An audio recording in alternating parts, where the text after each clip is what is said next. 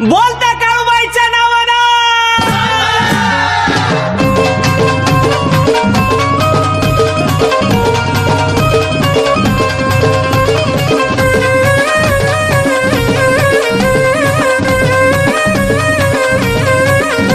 लाल कपड्यावरती राशेवरती ठेवून लिंबू,